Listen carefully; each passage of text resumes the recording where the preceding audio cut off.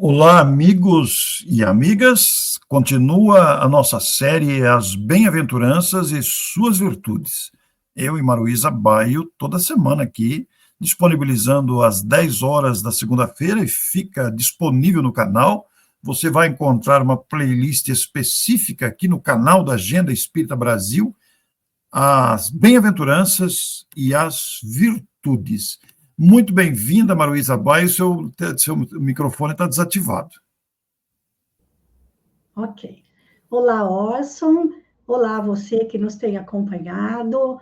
Nós estamos na segunda bem-aventurança, falando da exortação à confiança, e vamos para a parte principal, que é falar justamente sobre a virtude da confiança. É o nosso propósito hoje.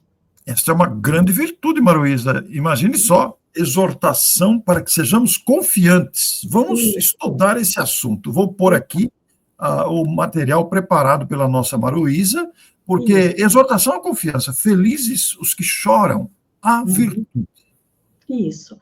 No vídeo anterior, nós demos um pouco mais de ênfase às palavras de Jesus: felizes ou bem-aventurados os que choram, ao invés de bem-aventurados os aflitos. Porque, ao dizer felizes os que choram, que é a tradução para o grego, a gente fica mais próximo do que aquilo que Jesus teria dito: avante os enlutados. E todos os que trazem o coração enlutado, não somente pela perda de um ente querido, mas por qualquer tipo de dor, ele se sente oprimido e chora. Então, ao ser traduzido para o grego, felizes os que choram, é preferível do que dizer bem-aventurados os aflitos, porque, como comentamos, nem todo aflito é bem-aventurado, certo? Isso mesmo. Então, agora vamos partir para estudar exatamente, depois de termos visto a questão da tradução, vamos ver essa virtude da confiança. Certo. Allan Kardec trata desta bem-aventurança no capítulo 5 de O Evangelho segundo o Espiritismo.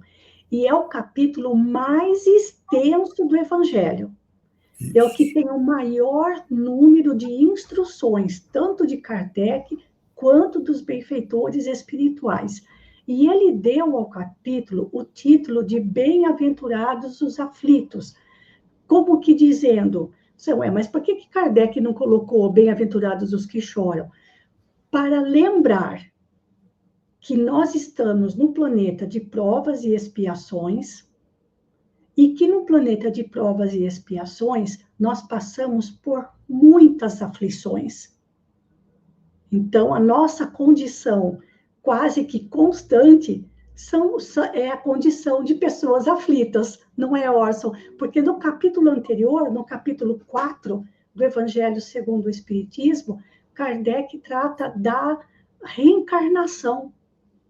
Então, nós reencarnando num planeta de provas e expiações, para desenvolver essas virtudes, encontraremos muitas aflições. Por isso, ele deu preferência a colocar o capítulo 5 com esse título, Bem-aventurados os aflitos. É um capítulo importantíssimo, extremamente consolador, porque ao analisar as causas atuais, fruto da nossa condição ainda de imperfeição, e por muitas vezes autores de aflições que poderiam ser dispensadas, também encontramos as causas anteriores, portanto, justiça de certas aflições, mas com o benefício do esquecimento do passado. Veja a didática do codificador. Exato. A lógica de Kardec ao expor que primeiro nós temos as instruções dele, né? Isso. Então, veja bem, a justiça das aflições, as causas podem estar na existência atual ou nas anteriores. E por que a gente não se lembra? Porque nós somos beneficiados pelo esquecimento do passado. Há motivos para a resignação. E quando nós alcançamos essa resignação aliada à confiança, nós conseguimos evitar dois grandes problemas que assolam atualmente a humanidade: o suicídio e a loucura. Eu acho interessante, né, Maruísa, porque depois dessa sequência lógica e didática do codificador, Entre eles, aí quase no finalzinho, está motivos de resignação. Que Exato. interessante, né? Que profundidade isso. Está apresentando motivos para a gente se resignar com as aflições. Com as aflições da vida. Não, mas por que vocês não colocaram, então, exortação à resignação? Porque quando nós confiamos, nós aprendemos a ressignificar o sofrimento. Quando nós confiamos, nós aprendemos a ressignificar o nosso ponto de vista sobre as aflições da vida. Certo? O Então, a ponto de vista é resignação um anda lado a detalhe. lado com a confiança. Pode dizer, Orson. O ponto de vista em que nos colocamos na análise de ressignificação das aflições, ele é fundamental, né? Porque se a gente analisar sob o ponto de vista da vida material única, nós não vamos entender. Agora, se a gente coloca o ponto de vista sobre o aspecto do ângulo da vida espiritual eterna, imortal, muda toda a configuração. Eu tenho um costume, sabe, Orson? Quando chega uma pessoa no nosso grupo espírita pela primeira vez, e ela não tem o evangelho, mesmo que ela tenha o evangelho segundo o espiritismo, e sempre vem com alguma problemática, eu digo para ela, comece a ler o evangelho segundo o espiritismo pelo capítulo 5, para você primeiro ver qual é a proposta que a doutrina espírita tem para te oferecer na situação pela qual você está passando. Ao invés de começar pelo começo, lá na introdução, não. Começa pelo capítulo 5, porque você vai ter respostas para todas as dores, porque Kardec abordou todo tipo de situação nesse capítulo 5. Por isso ele é o mais extenso, certo? E depois das instruções de Kardec, tem as instruções dos espíritos. São 13 instruções.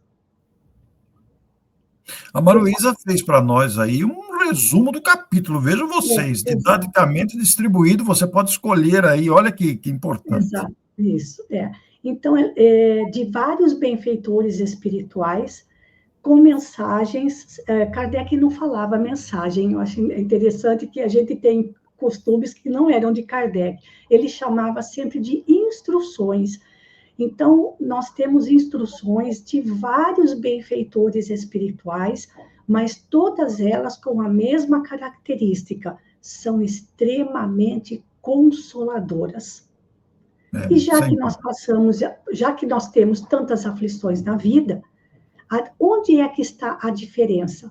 Na maneira como nós encaramos essas aflições. Por isso que ele começa falando de bem e mal sofrer. Aliás, esta instrução, bem e mal sofrer, trazida pelos Espíritos, é um texto belíssimo, né?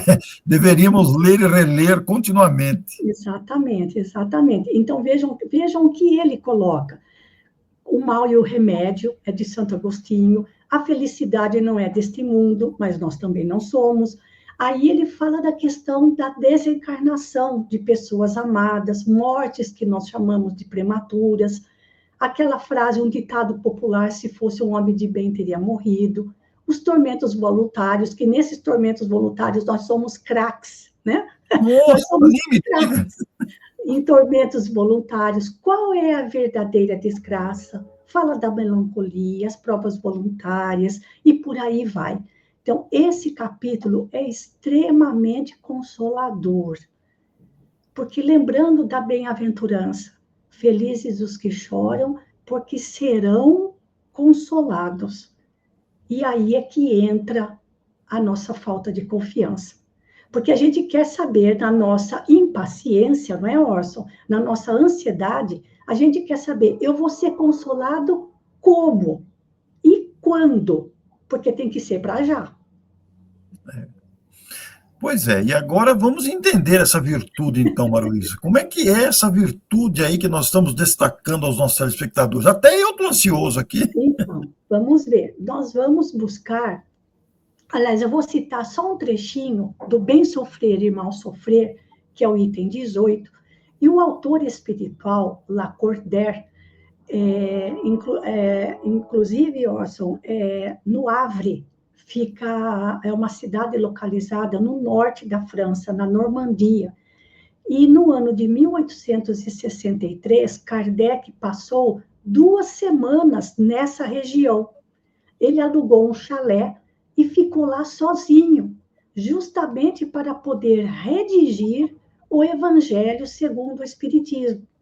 E nessa localidade, ele tinha dois casais de amigos, só que de um deles, a senhora Foulon era viúva.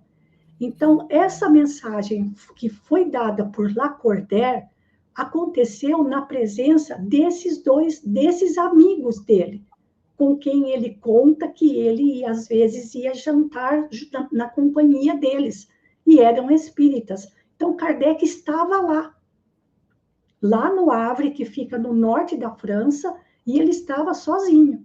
Passou 2 semanas lá para poder redigir com calma o Evangelho segundo o Espiritismo. Essa referência da Maruísa ela é muito bonita, porque há livros que descrevem, inclusive, a percepção feita por uma pessoa que visitou a esposa de Kardec, né?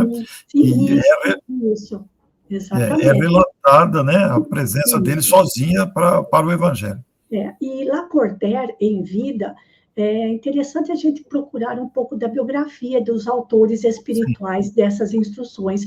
Ele era um eclesiástico, era uma pessoa da igreja, mas ele defendia muito a questão da instrução, de instruir as pessoas, coisa que não acontecia, certo, Orson? Instruir no Evangelho, a instrução em torno do Evangelho, e justamente a pureza de conduta, a conduta correta. É muito interessante a biografia dele, mas vamos ver o que ele diz. Peguei só um trechinho, fica aí a dica para que vocês consultem essa primeira instrução do capítulo 5.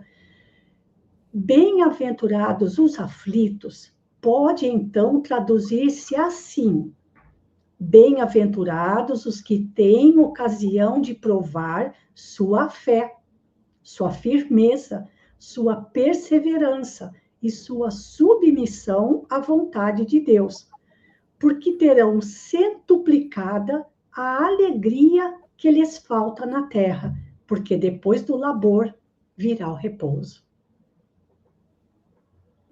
Belíssima apreciação de Lacordaire, né? É muito lindo, é muito lindo. É muito linda essa mensagem. Provar a fé, provar a firmeza, né? A perseverança. Provar a nossa confiança em Deus, né? Aprender a confiar, porque a gente confia desconfiando, né, Orson? A gente confia desconfiando, né? Essa que é a verdade. Mas vamos buscar novamente com o senhor Honório Onofre de Abreu, de Belo Horizonte, já desencarnado, fundador do Grupo Espírita Emmanuel, em BH, e também ele que estabeleceu o jeito de estudar o Evangelho, que ele chamava de miudinho, versículo a versículo, e este livro, Luz Imperecível, que foi publicado pela primeira vez pela União Espírita Mineira, agora também pela FEB, ele trata de algumas passagens do Evangelho, ele não trata do Evangelho inteirinho, senão seria um livro imenso.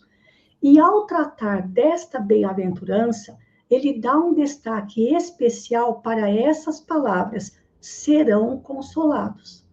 Porque é isso que a gente quer saber, né, Orson?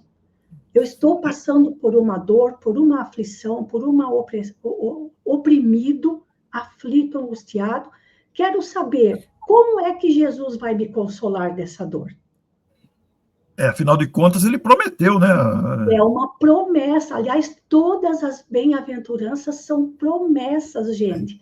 E nós precisamos confiar nas promessas de Jesus. Meu Deus, o governador espiritual da Terra vai falhar com a gente? Não tem cabimento. Não tem cabimento. Então, vamos ver o que o senhor Honório, assim, que tinha uma sensibilidade imensa para o Evangelho, diz a respeito dessas duas palavrinhas. A consolação é a atitude cristã que alivia o que sofre e engrandece o que a sustenta, ou seja, aquele que a sustenta e canaliza. Seria ela, no entanto, ação exterior que, pelo vento da verbalização, canalize apenas lenitivo de curta duração? Aquela consolação assim, rapidinho, rapidão, rapidex. Não, meu amigo, fique tranquilo, isso é passageiro, vai passar, daqui a pouco você já venceu essa. A gente não gasta nem um minuto para falar essas palavras. E vai consolar a pessoa? Claro que não.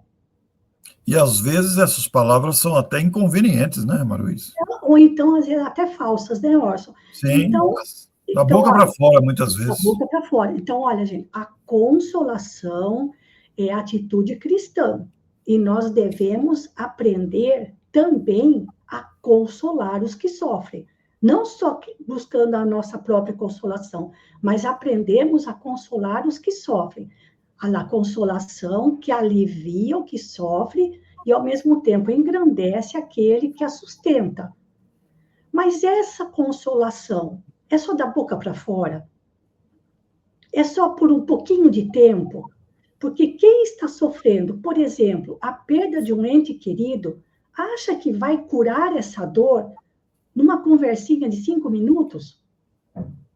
Não, de É, jeito nenhum. é isso que o senhor Honório está dizendo. De que consolação Jesus estava falando?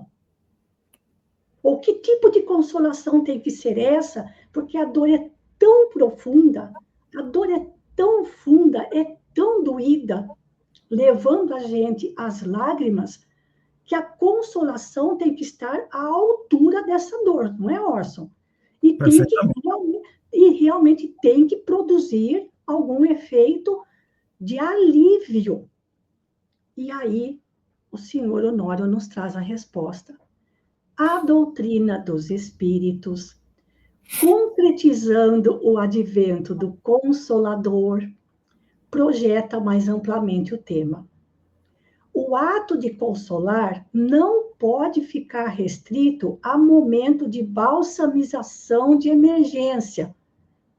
Põe ali só um curativinho e pronto. Representa a introjeção de conteúdo que alivia e de elementos que promovam o necessitado e entristecido para os patamares de trabalho, assegurador indiscutível da libertação definitiva com o Cristo.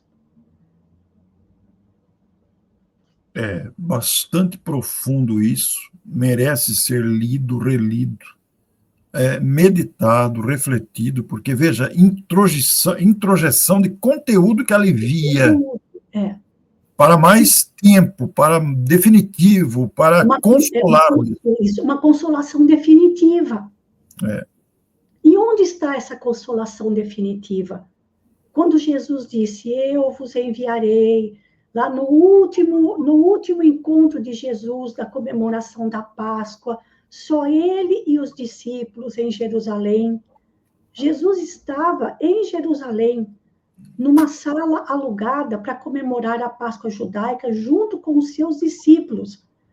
E isso está registrado no Evangelho de João, capítulos 14 a 17, que é um primor, esse trecho do Evangelho de Jesus, o último discurso de Jesus para com os discípulos. E ele diz, eu vos enviarei o Consolador, que ficará eternamente convosco. Então, não pode ser uma pessoa, certo, Orson? Perfeito. O Consolador não pode ser uma pessoa. O que é, então, esse Consolador? É um saber, é um conhecimento, ao mesmo tempo, um conhecimento que explica e consola, ou melhor, explica consolando e consola explicando. Podemos, então, classificar a confiança que estamos fazendo essa exortação aqui, o mestre faz essa exortação no nosso coração, ela é fruto do conhecimento. Fruto do conhecimento. Exatamente. Como o próprio Kardec diz, não basta mais crer, eu preciso compreender. Compreender isso, não é? Tem uma lógica muito grande, porque quem compreende, confia. Confia. E quem confia, se asserena. Não Olha que, fica aflito. que magnífico isso, magnífico. Olha, Orson, a melhor definição que eu encontrei para essa bem-aventurança foi com o senhor Honório. Vejam vocês, meus amigos, olha só. Confiança é fruto do conhecimento, conhecimento que faz compreender. Então, bem-aventurados, porque compreendem. Olha que coisa interessante. E compreendendo, o coração se asserena, embora a dor possa permanecer. Esse detalhe final seu é fabuloso, né? Embora a dor possa prevalecer, mas quem compreende se asserena e deixa de estar aflito. Ele tem aflição, o problema continua. Exato. Mas como ele compreende e se coloca sob o ponto de vista além das aparências, ele compreende, se asserena e prossegue a sua luta. Exatamente. E como o senhor Honório explica, o ato de consolar não pode ficar restrito ao momento de balsamização de emergência. Não é pronto atendimento. É algo vai além disso. E ele fala, introjeção de conteúdo que alivia. Essa introjeção de conteúdo que alivia é o conhecimento que a doutrina espírita nos proporciona. Que maravilha, né? Por isso que temos que estudar e conhecer. Por isso estamos aqui, né? Estudando e compartilhando com os amigos. Maruísa, continua. Na próxima semana vamos falar sobre o quê? Na próxima semana vamos para a terceira bem-aventurança. Bem-aventurados os mansos, porque eles possuirão a terra. Então, aqueles que costumam dizer que tem um pavio curto e aqueles que dizem que nem pavio tem, vão ter uma boa oportunidade de apostar na mansuetude. Muito bem. Então, até a próxima semana. Nossa gratidão para você e o nosso abraço. Até lá. Até lá, se Deus quiser. Fiquem com Deus. Um grande